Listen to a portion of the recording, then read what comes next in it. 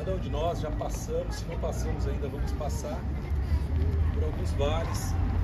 Eu não quero desanimar ninguém, mas essa questão de todo começo de ano, final de ano, começo de ano, a gente fala assim, feliz ano novo, como se aquilo ali fosse fazer com que tudo virasse magia. Não é assim que funciona.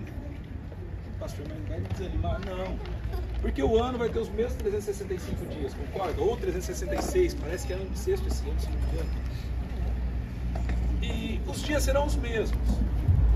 Os meses serão os mesmos 12 meses. Serão os mesmos dias.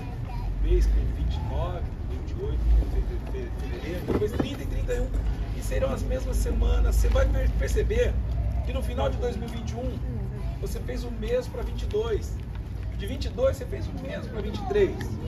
E nesse ano fez a mesma coisa. Então, pastor, o que muda afinal? O que o senhor quer dizer com tudo isso?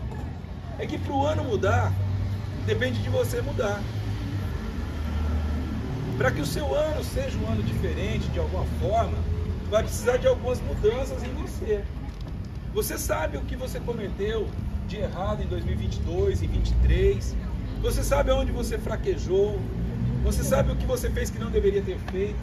Você conhece os seus defeitos, como você conhece as virtudes que você tem também. Então, de repente em 2022 foram frustrados alguns planos, nem a Júlia falou aqui, todo ano a gente faz aqueles pedidinhos, né? Eu quero que esse ano seja isso, seja aquilo, faça isso, aquilo. Eu parei de fazer isso, eu particularmente parei. E algumas coisas deram certo e outras não. Aí eu cheguei a uma conclusão, falei, quer saber, Senhor? Os meus planos estão nas mãos do Senhor. O Senhor planejar para mim, eu sei que vai ser bom. Para mim. Mas é bom para você ter os seus objetivos, seus alvos e você quer alcançá-los.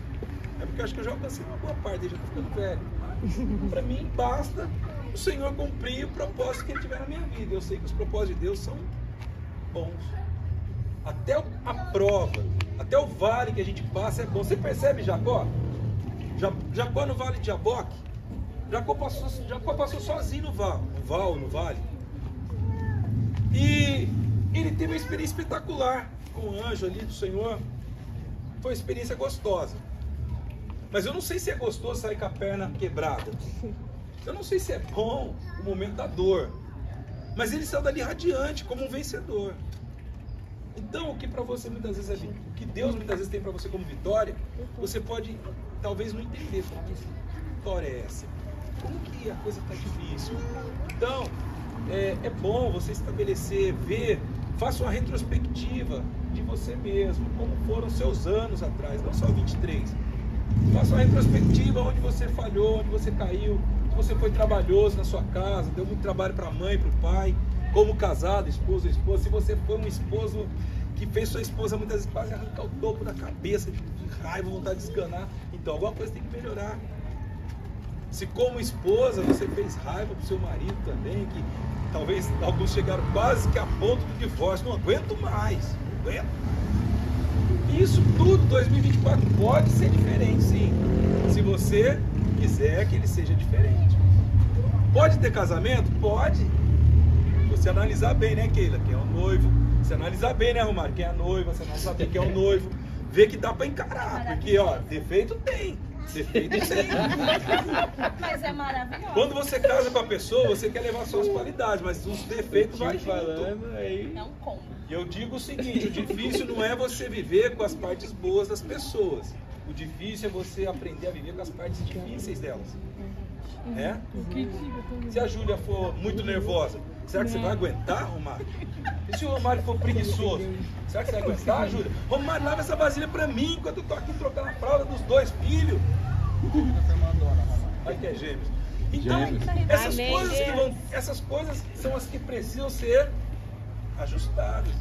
Mas agora, o Romário olhar pra Júlia e falar, Júlia, vai ser linda, você é o chuchu da minha vida. Isso aí é legal. Júlia, você é tão esforçada, eu me orgulho de ver o seu esforço como uma pessoa.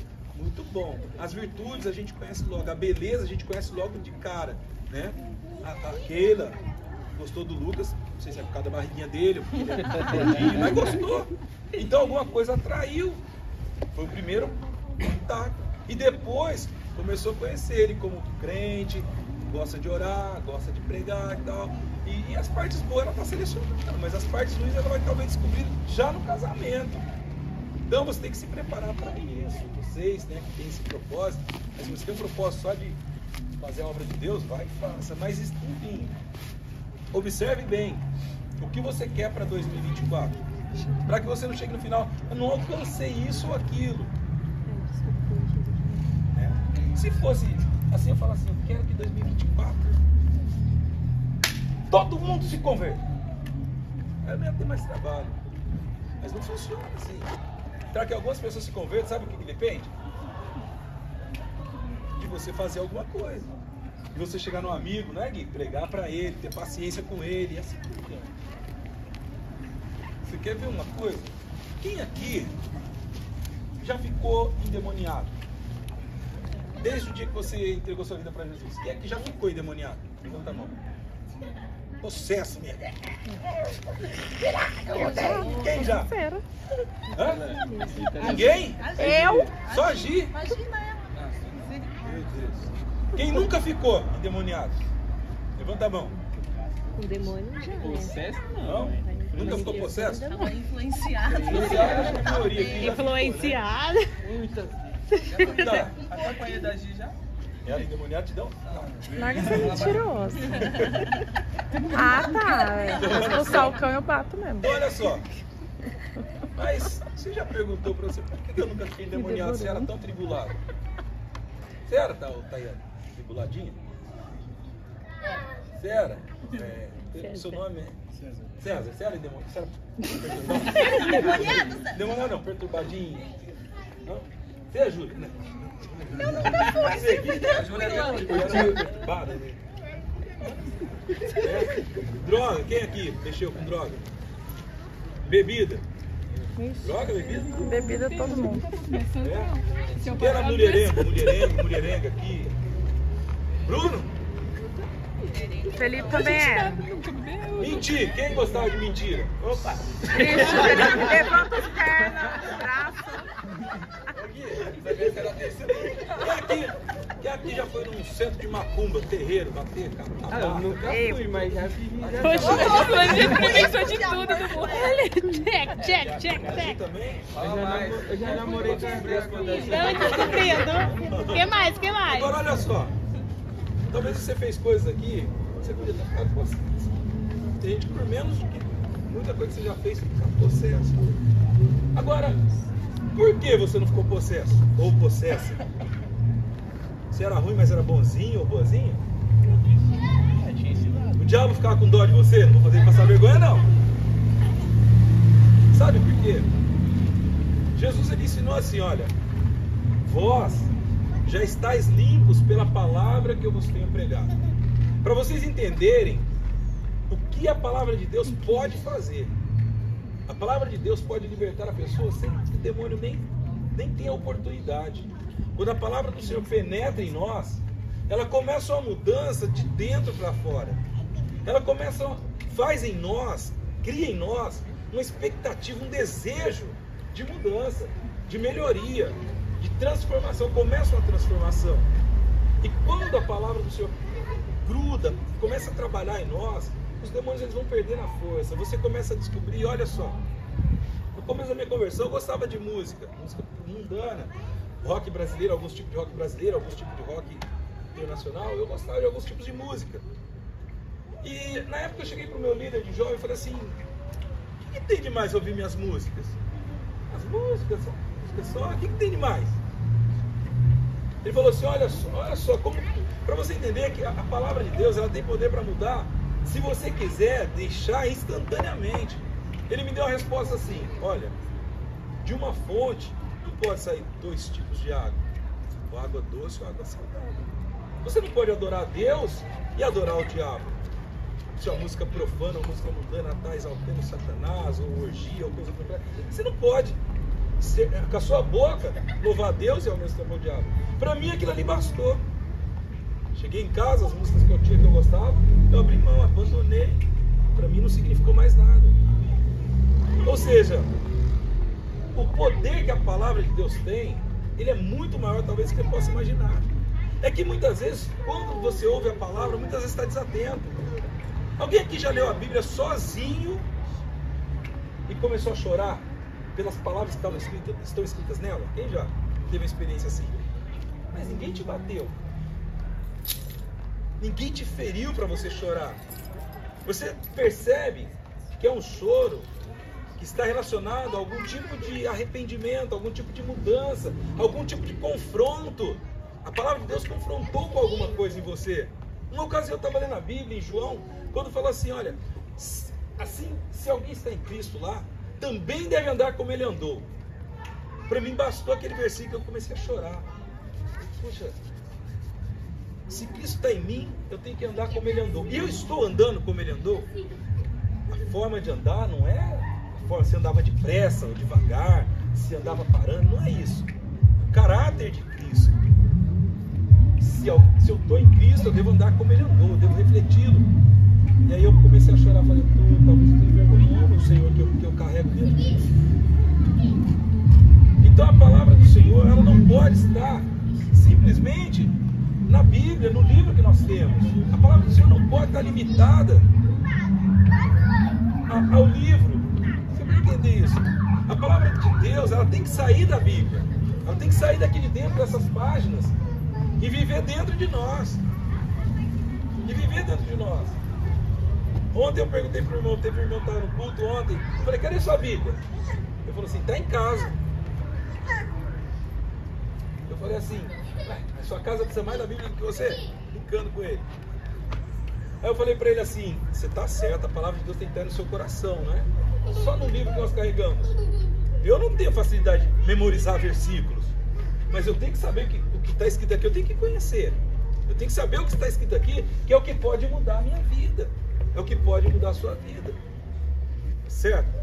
Então vamos lá, vamos abrir a nossa Bíblia, as nossas Bíblias. Gálatas.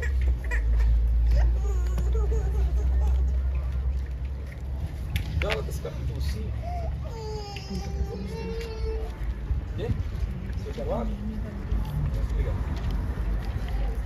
Chegou lá. Gálatas.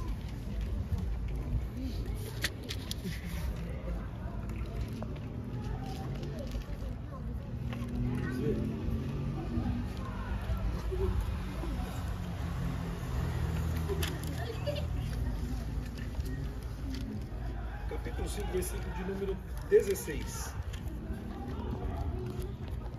Diz assim: digo, porém, andai em espírito e não cumprireis a concupiscência da carne, porque a carne cobiça contra o espírito, e o espírito contra a carne, e estes opõem-se um ao outro, para que não façais o que quereis. Certo?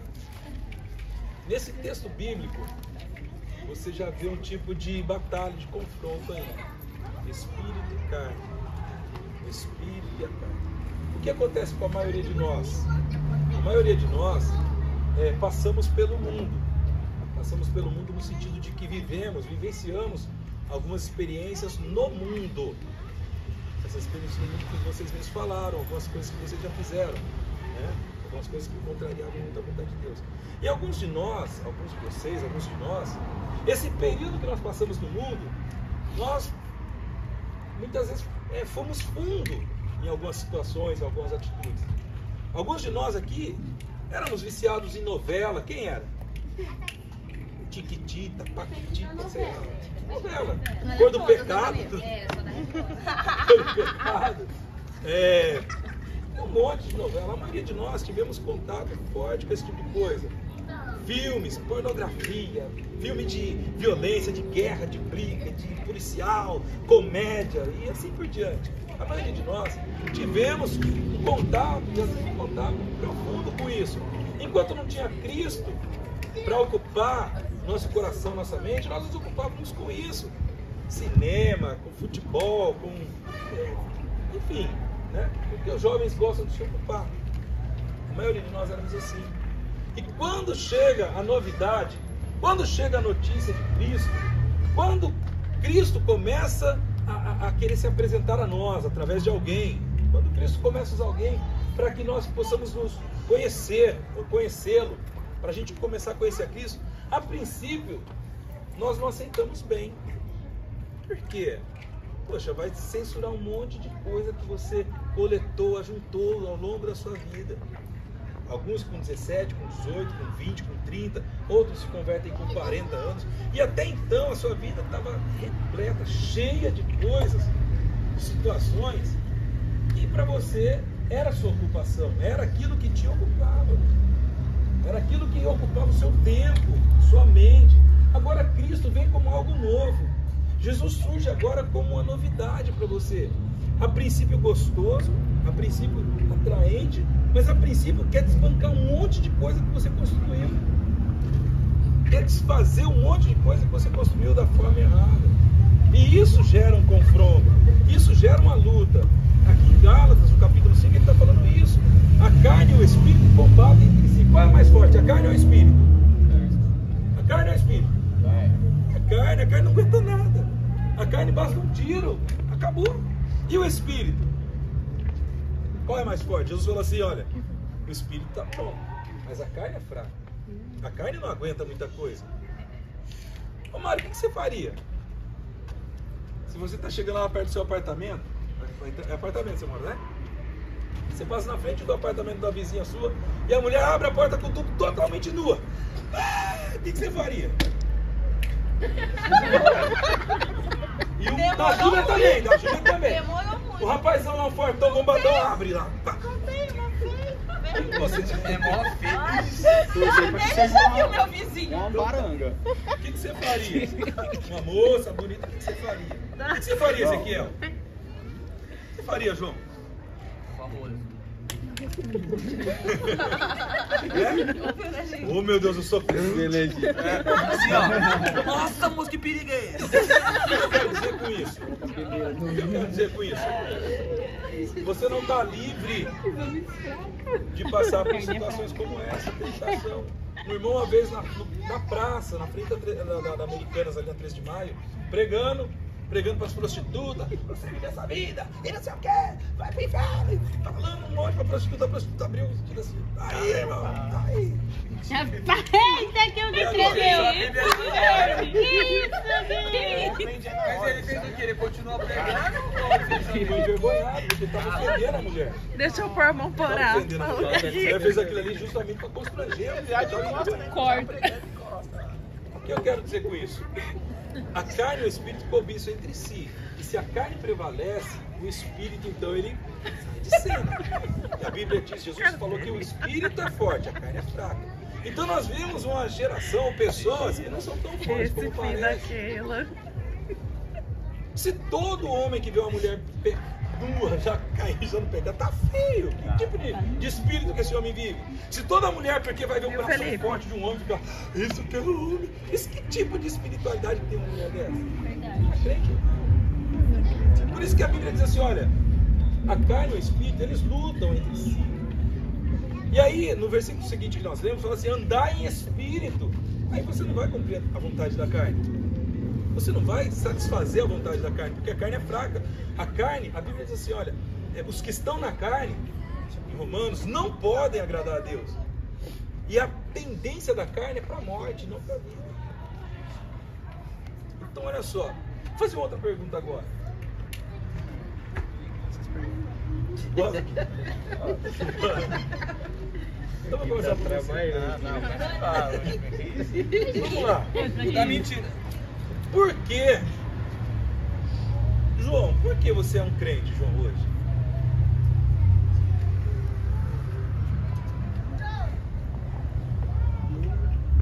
Que a Mary a Mary te forçou? Deus te chamou. Qual é o nome da irmã aqui? Carol. Carol, por que você é uma crente, Carol? Eu estou considerando que todo mundo seja, não sei, depende de cada um, né? Assim, todo mundo aqui é crente. Não? Por que você é crente? Não vou saber te dizer assim o porquê. Como é? Não vou saber te dizer o Você porquê. vai saber, tá bom. Ô Mário, por que você é um crente hoje? Porque eu passei por situações antes de ser crente que me decepcionaram. E porque pessoas insistiram em mim, porque eu fui convencido na palavra também. Certo. Qual é o seu nome? Vanessa? Por que, Vanessa, você é uma crente hoje? Porque eu reconheci que eu não estava no caminho certo, servindo ao diabo, e eu reconheci o verdadeiro Criador. Felipe, por que você é crente? Eu sou crente? É. Peraí, só um pouquinho. Eu tô falando crente, eu não tô falando aquele crente no sentido. Crente. Não, tô falando cristão mesmo. Crente fiel, vamos dizer assim. Igual os batistas, né? Uma vez crente pra sempre, crente até o fim. Vamos falar assim. Por que você decidiu um dia ser crente? Porque eu acho que o caminho da salvação pra gente é o caminho certo. Certo. Deixar as coisas erradas. Júlia, por que você é crente? Foi ser crente. Como Deus vai ser crente? Isso aí, ele em casa. Eu tava pensando até nisso recentemente. Se eu olhar pra minha vida no todo, eu não tenho outro lugar. Eu não tenho amizades no mundo, eu não tenho lugares que eu já frequentei, não tem pra onde eu ir. É mesmo o discurso de Pedro, não tem pra onde eu ir. Então aqui eu encontrei refúgio pra minha alma mesmo, um alívio pra minha alma. Legal. Ezequiel, por que você foi ser um crente? Hã? Porque a verdade me libertou. A verdade te libertou. Certo. Meire, deixa a neném estar lá sob controle lá. Tranquilo. Foca no discurso. Porque o Senhor tem proposta para nós nos corações. Só Ele tem a palavra da vida eterna. Porque eu passei por muitas coisas no mundo que me fez tirar Certo. Qual é o seu nome, papai? Caio. Levanta então, rapaz. Caio, vamos lá. Por que você é um crente hoje, Caio?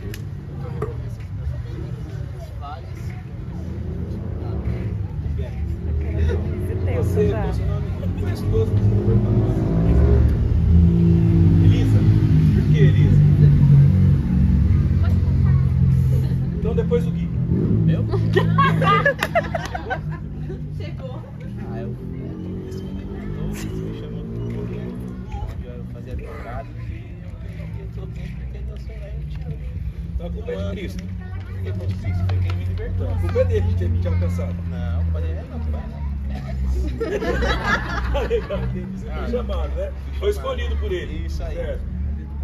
Vamos lá, agora é sua vez. Quanto tempo você tem de crente? Você não conhece o evangelho? Mas você podia ter parado, desviado. Por que você está crente hoje?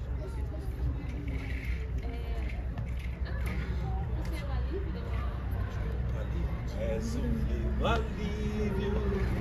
Jesus, tu és. Keila, por que você é crente, Keila? Senão seu pai mete a mão, né? É um ponto. É uma justificativa. Ai, olha, Seu pai te obrigou. mas é porque assim. O cara nasceu, não teve escolha. Essa é a Da uma parte, ela foi empurrada pelo pai dela. Presta atenção nisso. Mas teve uma hora que o pai dela não podia decidir por ela. Mesmo que tenha sido ensinada, mesmo que ela tenha sido carregada no colo, mas chega uma hora que é inevitável. Chega uma hora que você se confronta com você, né? Não é com seu pai, não é com quem vai na igreja, com o pastor, não é com você. Mas você, como você chegou a essa conclusão que realmente vale a pena ser crente, porque você quer ser crente. Ah, eu acho que é Jesus. Jesus o quê? Jesus. Ah, não sei. É Jesus. É... Não, eu sei. Eu sei, eu acho que eu sei. Você tá me psicologando, né? Não, eu sei.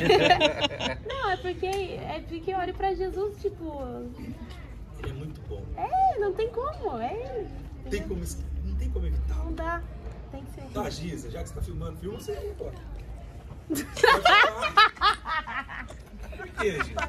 Vai, Gi. Ai, por quê? Presta atenção agora, Felipe. que ela achou na cara dela. Ah, esse livro. Bom, eu passei por muitas situações na minha infância que me atraíram para a presença de Deus. Cheguei até a me desviar, né, por um longo período, mas por por mais que, como diz aquele louvor, né? Quem já pisou no Santo dos Santos em outro lugar não sabe viver.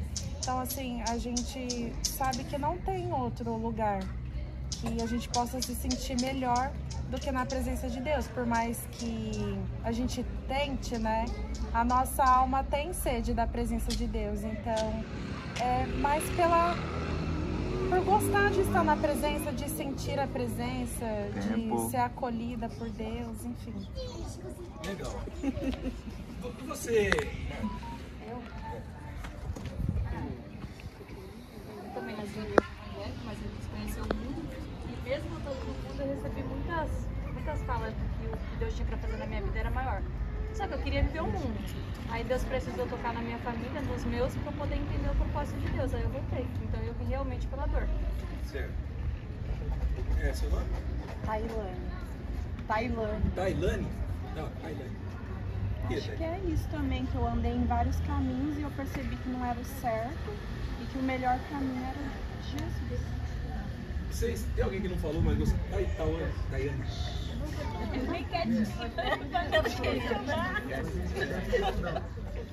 Vai todo mundo agora, depois Josilaine. Faltou o César. Não, mas ele falou assim que gostaria.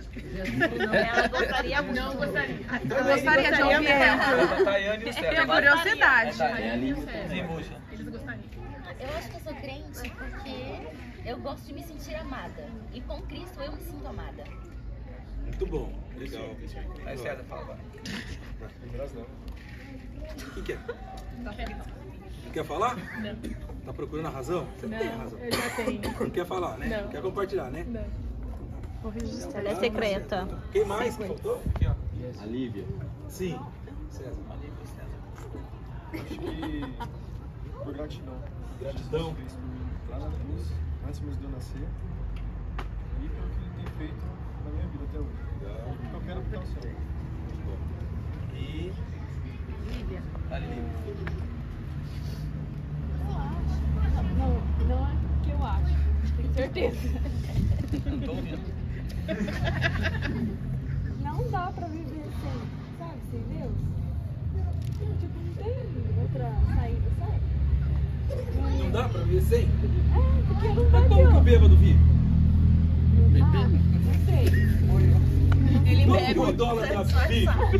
O drunk vive. A prostituta, eles vivem sem Cristo.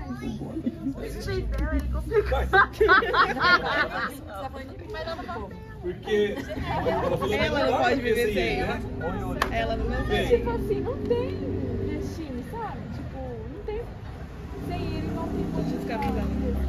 sei. Tô entendendo Ah, não sei você. explicar. Tô te entendendo. Vocês, peraí, eu já vou falar aqui também. Vocês percebem que a resposta de cada um de vocês tem alguma coisa a ver com a Bíblia? Ah, porque ele me chamou. Não fostes vós que escolheste a mim, eu vos escolhi a vós, vos nomeei para que vades, deem fruto e o fruto permaneça. Ah, porque eu estava cansado. Vinde a mim, todos que estão cansados e sobrecarregados, eu vos aliviarei. Ah, não dá para viver sem ele. Sem mim nada poderíeis fazer. Vocês vão perceber que a resposta de vocês, elas têm tudo a ver com a Bíblia. Tem tudo, todo sentido. Vocês encontraram de alguma forma no meio do caminho algo que supervalorizou, é mais valorizado. Quer ser amada. Quem é que não quer ser amado? Ainda mais ser amado por alguém que é justo, por alguém que compreende você nas decepções. Você decepciona e a pessoa continua te amando. Quem é que faz isso? A maioria quando pode amar, pode ser amada, mas quando passa uma decepção, às vezes acaba com tudo. Aquele castelo que você construiu, você derruba tudo. Mas teve eu também, eu me cheguei a Cristo, eu também estava semelhante a vocês. Tinha minhas necessidades, minhas carências, minhas dificuldades. Eu passei também por alguns vales, né? Realmente a gente chega a esse ponto, chega nessa situação aqui. A gente, poxa, não pode ser assim. Quando eu ia para uma festa, uma balada, chegava em casa, deitava e ia chorar. Mas eu estava me divertindo agora, com os amigos e tal. Por que agora veio o choro? Eu não entendo o que está faltando. Realmente era Cristo, Apocalipse 3:20, esse que estou à porta e bato. E quando ele bate, bate forte, porque ele quer realmente entrar. E muitas vezes a gente fica resistindo, mas ele continua batendo. Eu estou à porta batendo, se ouvir, abra que eu vou entrar e vamos ficar juntos. E isso daí é algo que realmente causa emoção, causa choro, causa lágrimas, causa desespero. Você quer achar respostas e começa a procurar. Na época eu era católico, ia na igreja católica, chegava lá, estava falando dos problemas da sociedade, problema não sei da onde. O problema já tem também. Eu quero ver alguma coisa que aponte uma solução para a carência, para a minha angústia. Muito bem. Mas somos todos egoístas, seus bandos de egoístas. Egoístas. A maioria de nós fomos para Cristo porque queremos ser salvos. A maioria de nós fomos para Cristo porque queremos chegar no céu um dia. Sim ou não? Sim. A maioria de nós fomos para Cristo porque estava cansado, precisava de um alívio. A maioria de nós fomos para Cristo por causa das nossas necessidades. Eu tenho 15 minutos ainda. A gente falou que é 9h15.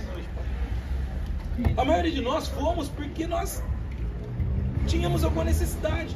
Tínhamos um Cristo que oferecia algo bom para nós. A maioria de nós fomos porque estávamos cansados. Mas é interessante nós sabermos o propósito, então, de por que eu sou crente hoje. Por que você é uma crente hoje, um crente hoje. Se era para ser salvo, tudo bem, você já está salvo. Você já aceitou Jesus, está na igreja, participando dos cultos, de uma reunião legal como essa. Então está tranquilo agora. Não está? Tá bom. Alcança o seu objetivo. Queria ser salvo, Gui? Jesus falou, vem que eu te salvo, meu filho. Tá bom agora?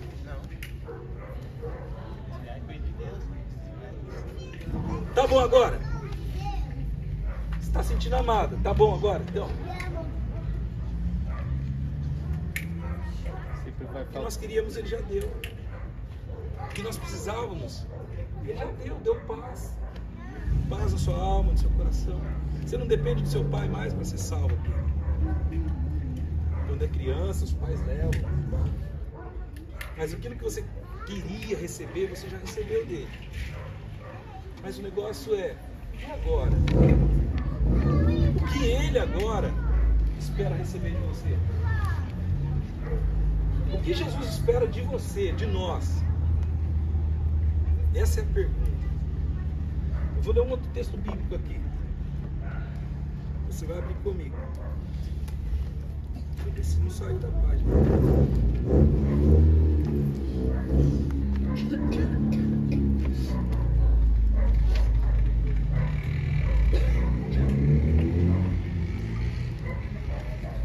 Mateus capítulo 6. Mateus capítulo 6, versículo de número 43.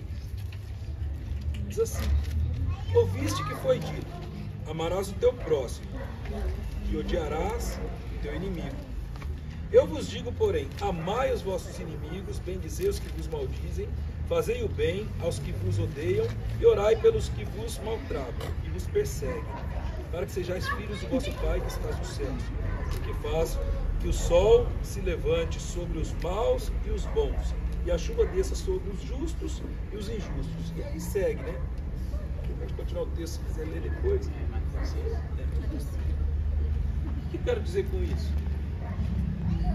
O que nós queríamos, o que nós precisávamos, nós já alcançamos. Agora, será que Cristo tem alcançado de nós o que Ele espera de nós? Ou seja, qual é o primeiro maior mandamento? Amar a Deus acima de todas as coisas. Amar a Deus acima de todas as coisas. E o segundo? Amar o teu próximo como a ti mesmo. Amarás o teu próximo como a ti mesmo. Quando nós entendemos isso, irmãos, nós vamos entender então qual foi o propósito de nós termos um dia entregue as nossas vidas para Cristo. Nós vamos entender então até Ele. Mas se você chegou até Cristo, você chegou para um propósito. Primeiro, lógico, naturalmente, a sua salvação. Porque nós somos assim. Quando eu fui entregar minha vida para Cristo, eu falei assim: Jesus, se o Senhor me curar de uma enfermidade, eu vou ser um crente. Aí até a Bíblia debaixo do braço, terno, gravata e tudo. Porque para mim isso era uma barreira. Sabe o que aconteceu? Jesus me curou. Ele me curou. Depois de muitos anos que eu fui refletir nessa oração egoísta, eu falei assim: Senhor, se o Senhor me curar, eu vou ser um crente. E se Jesus me respondesse assim: Júlio, e se eu não te curar, você vai ser o quê?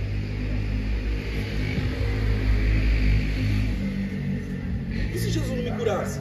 Eu ia ser o quê? E se Jesus não fizesse por você aquela oração que você pediu? E se ele não tivesse feito, ele deixaria de ser Jesus? Ele deixaria de ser Deus? Não, ele entendeu as nossas orações, a nossa inocência muitas vezes. Mas veja bem que são orações de quem não sabe orar. Porque, Senhor, se o Senhor me curar, eu vou ser um crente. Se o Senhor não me curar, eu preciso ser um crente, eu quero ir para o céu. Mas o propósito de nós um dia termos entregue a nossa vida para Cristo é para sermos servos úteis. Alguns de nós estamos aqui hoje nessa reunião, entregamos a vida para Jesus, alguns chorando. Sabe por quê? Porque alguém se importou em falar do amor de Cristo para você. Porque alguém se importou com a sua alma. Porque alguém entendeu que ele foi salvo para depois dar fruto. E o fruto deve permanecer. Por isso que eu falei aquela hora que a gente é egoísta, né? A gente aceitamos Jesus, que nós queríamos, nós recebemos. E agora? Então agora é só sentar e esperar eles voltarem. Já te aceitei, já tenho o Senhor como Salvador, já dou o dízimo, estou nos cultos. Mas e a utilidade do servo? E o propósito que Jesus tinha, ou teve, ou tem ainda de te salvar? Qual foi? Justamente para que você dê fruto. Para que você entenda que o amor... Você prova o seu amor para com Deus justamente quando você se preocupa com o seu próximo. Quando você perdoa quem te ofende. Quando você ora por quem te persegue. Quando você não guarda mágoa no seu coração porque alguém está falando mal de você. Estão falando mal de mim, mas nessa igreja eu não quero mais. Isso não tem sentido. Você foi alcançado para que você aprenda a amar, para que você demonstre amor verdadeiramente. Esse é o propósito. Esse era o propósito de Deus. Primeiro, claro, nós somos salvos. Agora, vá, dê fruto, e o fruto deve permanecer. O amor, a forma de você provar para Deus que você o ama é amando o seu irmão. Por isso ficou como o segundo maior mandamento. Porque você pode falar, eu amo a Deus. E como é que eu vou saber se realmente você ama a Deus, Ezequiel? Como é que eu vou saber se realmente você ama a Deus, querido? A forma visível da gente entender o amor de Deus, de nós manifestarmos o amor de Deus, é exatamente essa.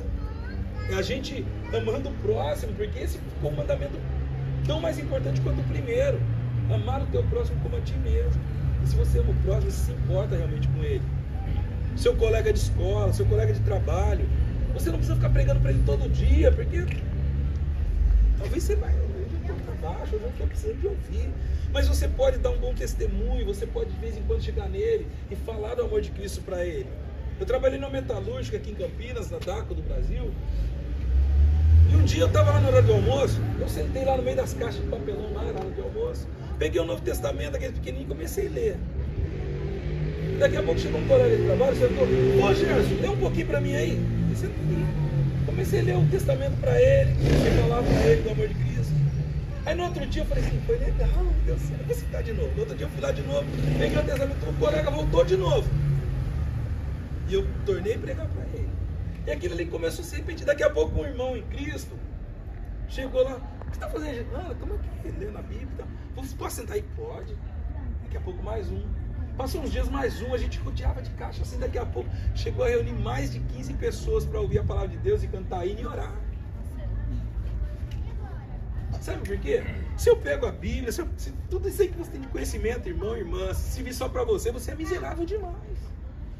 Se você não consegue compartilhar isso com alguém, e não é tendo curso de teologia, nada contra, faça, aprenda, eu fiz, só falta um livro, não sei nem qual é, mas falta um. Mas não é isso, não adianta você ter todo esse conhecimento que você tem. Eu estive vendo, cada vez está mais difícil para pregar. Vocês que não pregaram até hoje, da agora para frente vai ficar mais difícil. Porque todo culto é uma mensagem que é extraordinária. O pastor Anderson pregando domingo de manhã, eu falei, meu Deus, acho que não dá conta de pregar uma mensagem dessa. O pastor Alexandre dando culto ontem de ensino, eu falei, meu Deus, quanta coisa que a gente já aprendeu e cada vez, tipo assim, quando for minha vez de pregar, eu vou pregar o quê? Eu já falei sobre às vezes aqui, porque vai ficando difícil. Se eu falar, Gui, porque Jesus é bom, você vai falar para mim, eu já sei. Gui, Moisés subiu no monte, Moisés viu a sarça ardendo lá, eu já sei dessa história, já contei ela um monte de vezes. Mas é lógico, a Bíblia tem muita revelação dentro dela, nunca vai se esgotar, eu sei disso. Nunca vai faltar o que entregar, Deus nunca vai faltar uma palavra para você, para nós. Mas o que eu quero dizer é o seguinte, que sempre vai ter lugar para você. Se você entender o propósito para qual você foi salvo, você não foi salvo só para ficar agradecendo pela sua salvação. Você foi salvo para fazer isso sim, mas também para entender que você pode ser útil para muito mais gente, para muitas outras pessoas.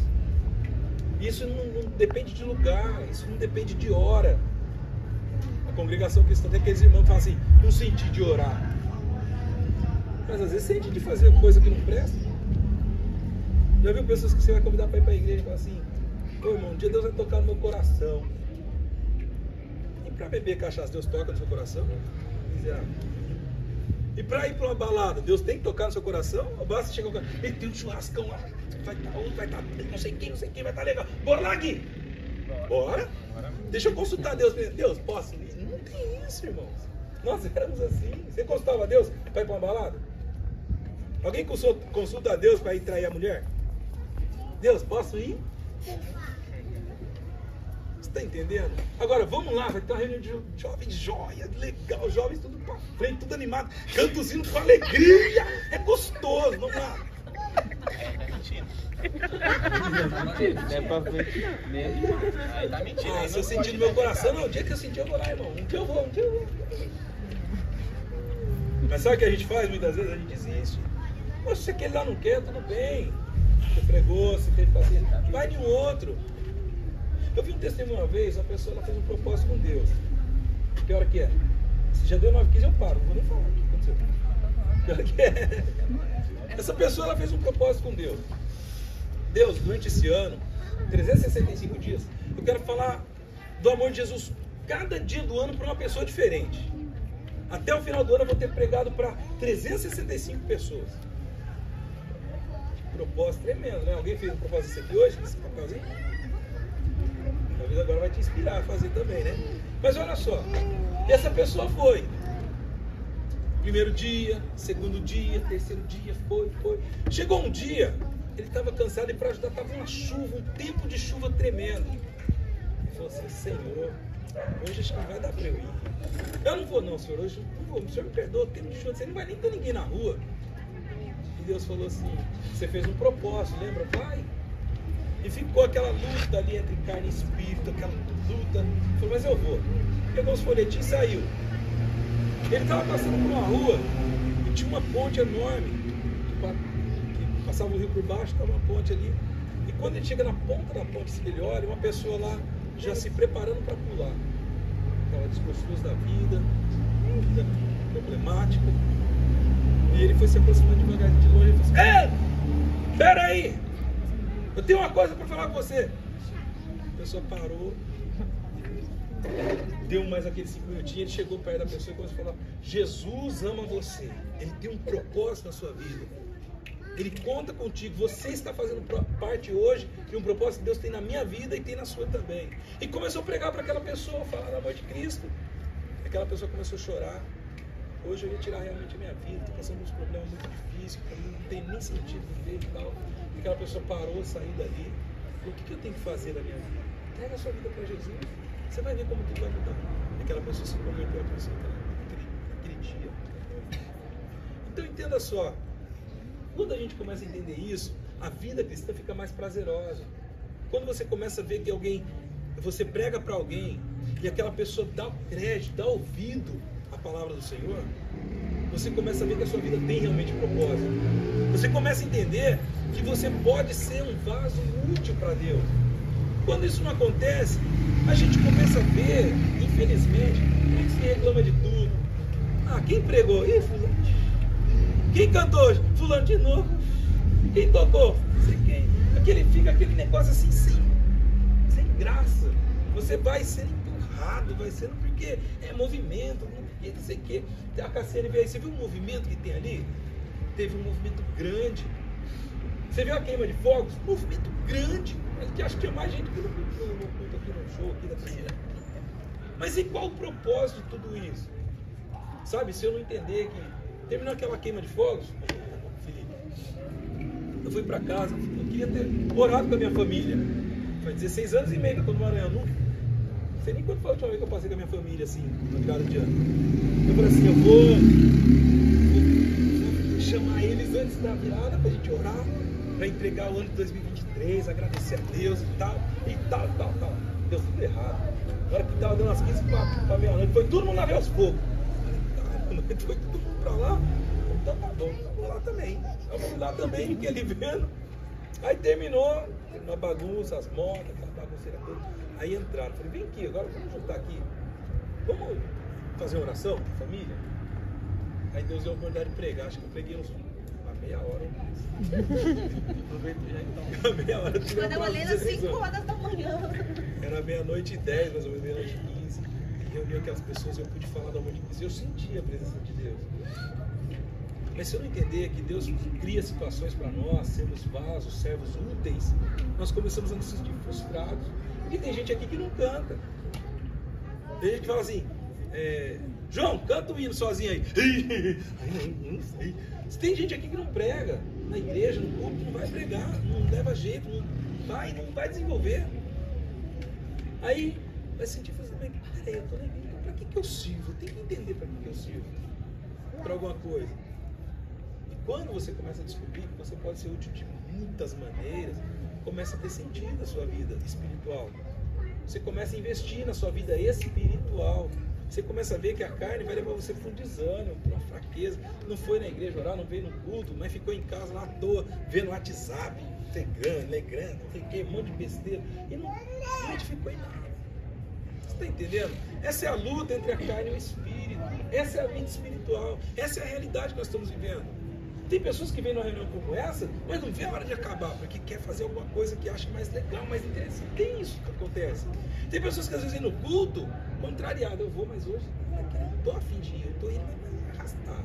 Tem marido que vem por causa da esposa, tem esposa que vem por causa do marido, por causa dos filhos. Você tem que ir, João, para me ajudar a olhar os filhos, as crianças, tem que ir, João.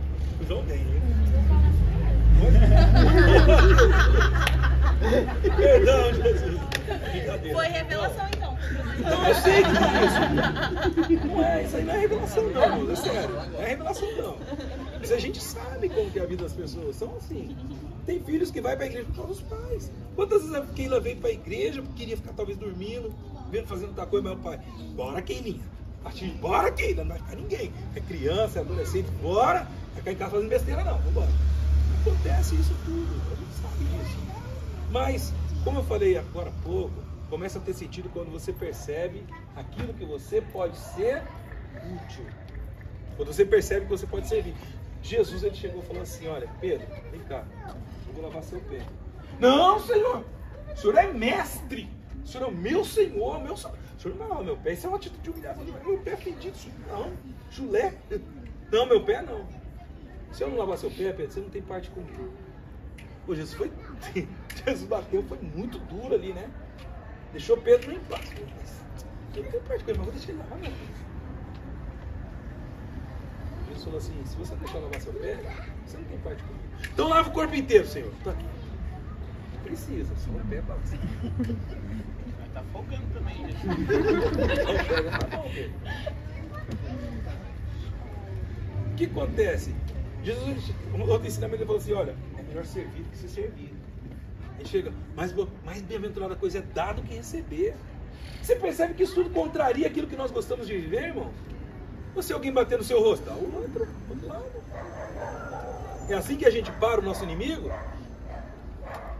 Bateu, levou. Sou crente, mas minha mão não é. Sou crente, mas meu facão não é. Meu 38, meu 41. É tudo errado. Se alguém... Eu dei um exemplo uma vez, né? Alguém já foi roubado o celular aqui? Já? E o que você ofereceu a mais? Carteira. Ofereceu o relógio? Dá um relógio aí. Você quer celular? Dá um relógio também aqui, ó, ladrão. Pera aí, ladrão. Pera aí, deixa eu ver se eu tenho dinheiro aqui. Tem tanto aqui, toma. Ele vai ficar assim. Se a gente for ver na Bíblia, se alguém vier te pedir emprestado, Serviu pizza pro ladrão depois. e agora? Você. Ó, se alguém vem pedir emprestado, a maioria das pessoas sai correndo, né? Eu não vou emprestar nada. E a Bíblia fala, se alguém te pedir emprestado, dá logo. Você percebe que tem um monte de ensinamento bíblico que a gente pega, guarda no bolso, deixa ele guardadinho. E a falta de viver tudo isso que a gente conhece da Bíblia é o que está deixando a gente tudo frouxo, irmão. Os crentes fracos, os crentes que não aguentam nada. Os crentes que dependem de uma palavra, já quer desviar, já quer ir para outra igreja, já quer não sei o quê, já fica magoado com o pastor sabe do meu problema, fica falando... Crente deformado, crente deficiente, paraplégico, tetraplégico, um monte de obra embargado, o diabo conseguiu embargar a vida de muita gente nisso. Você não precisa fazer muito, o Senhor conhece seus limites, não queira fazer o que você não consegue, vai ter um propósito de jejum 3 dias, você não aguenta, Senhor, não aguenta, você não aguenta, vai até onde aguenta, meu filho, minha filha, vai, faz alguma coisa. Você não precisa agradar ninguém, você não precisa mostrar pra ninguém quem você é. Eu acho que você já reparou, nunca tive negócio de combinar roupa. Nem ligo pra isso. Tem gente que fala, é palhaço, é ridículo. Minha esposa então nem se fala. Ah, já essa calça não tá combinando isso. Eu tô nem aí, o que eu tenho. Ah, mas se eu não combinar, o que vão falar de mim? O que vão falar de você? Alguém tá com a meia furada aí? Eu tô com a meia de prata. Ó. Esse dia eu fui de moto trabalhar, eu tava com uma meia branca e preta. Eu tirei o tênis e embora. Minha meia tá furada, não tá? Tá. Seu também, Gui? Não. Minha meia tá furada. E agora? Eu não sou o Gerson mais, não tenho mais caráter, não tenho mais moral, não valo nada.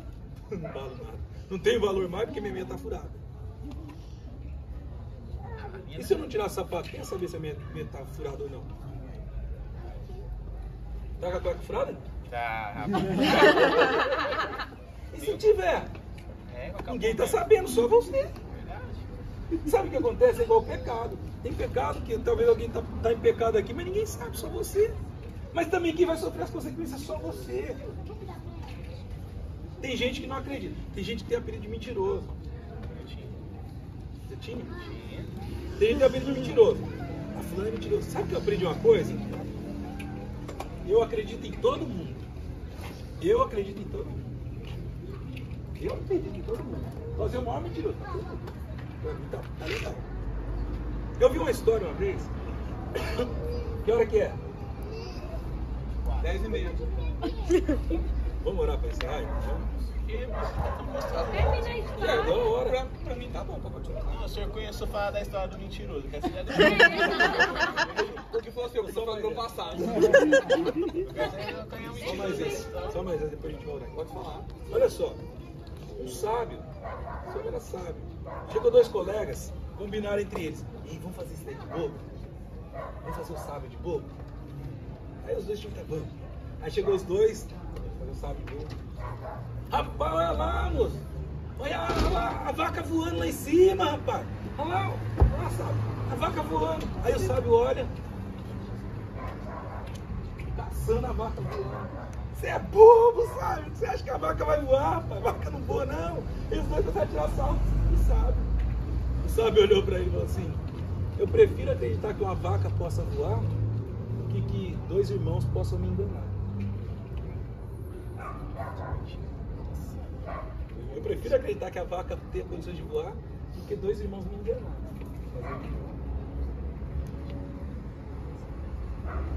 Você entende? Não vale a pena você discutir com quem está mentindo ou falando verdade. Na igreja tem muito disso, né? Pastor, fulano falou. Aí fulano, eu não falei. Fulano falou. Vamos tudo pro gabinete. Falou ou não falou? Falou. Não falou. E o pastor fica lá. Ai, meu Deus. Mas fica lá nessa vida. Mata logo então quem tá com a culpa aí. Tá bom, falou. Então acredito em você, irmão. Tá bom, não falou. Então acredito em você. Tá bom, agora fica entre vocês e Deus. Acabou. Eu não preciso ser juiz de vocês. Vocês sabem quem está falando a verdade e quem está falando a mentira. Não tem um Deus que é justo sobre a terra? Um Deus que vai fazer justiça no final de tudo? Você pode até levar vantagem. Por que você mentia quando você era criança? Fazia uma arte, o pai fala, você fez isso? Não! Por quê? Medo de apanhar. E as pessoas hoje também não é diferente. Só pra tardar, que apanhava muito jeito. Mas por que as pessoas ainda hoje têm muita prática da mentira? Por medo. Às vezes dá certo. Mas as pessoas até hoje elas mentem por medo das consequências. O homem trai a esposa você já me traiu? Não, jamais, não, de jeito nenhum. Por medo de saber que a casa dele vai ser destruída. Talvez a mulher vai olhar, não vai entender, fala, não quero mais saber de você. Então, aprenda a falar a verdade. Mesmo que doa, mesmo que vai custar o que custar.